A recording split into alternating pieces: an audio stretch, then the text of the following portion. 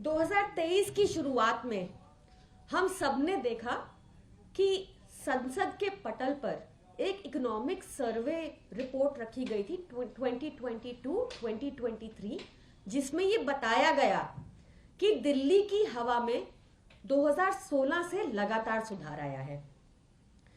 ये रिपोर्ट को देखकर एक सेंस ऑफ ऑप्टिमिज्म जनरेट होता है कि अगर पॉलिटिकल विल हो, साफ नियत हो, मंशा हो, तो वायु पर भी नियंत्रण किया जा सकता है, हवा में भी सुधार किया जा सकता है। केंद्र सरकार को भी अपनी इकोनॉमिक सर्वे रिपोर्ट में यह मानना पड़ा कि दिल्ली की हवा लगातार साफ हुई है। और ये हमने कैसे किया?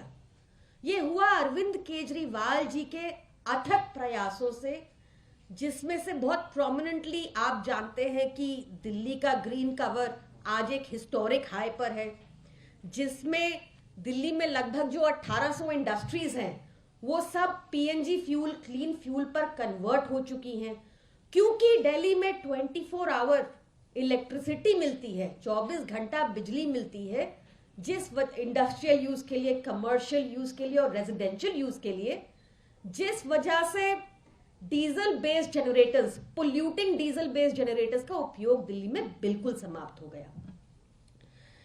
अब अरविंद केजरीवाल जी ने ठाना है कि इसकी पब्लिक ट्रांसपोर्ट से एमिट होने वाले कार्बन डाइऑक्साइड जो वायु में जाता है उस पर भी नियंत्रण किया जाए। और उन्होंने ये एनविजन किया है कि 2025 तक 80% बसेस दिल्ली में इलेक्ट्रिक होंगी।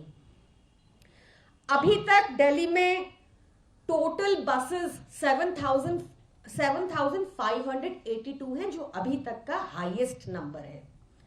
इसमें लगभग 22% ऑलरेडी इलेक्ट्रिक हो चुकी हैं, विच इज 1650 का नंबर है। कल ही 14 फरवरी 2024 को 350 बसेस ऐड की गई थी।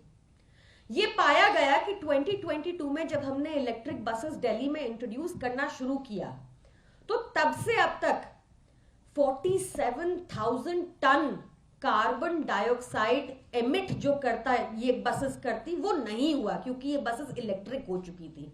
तो इतना मैसिव कंट्रीब्यूशन हुआ पोल्यूशन को कंट्रोल करने में इन इलेक्ट्रिक बसेस के जरिए। ये जो नंबर है 1650, ये देश में तो highest number of electric buses है ही, पर even in the world this is third.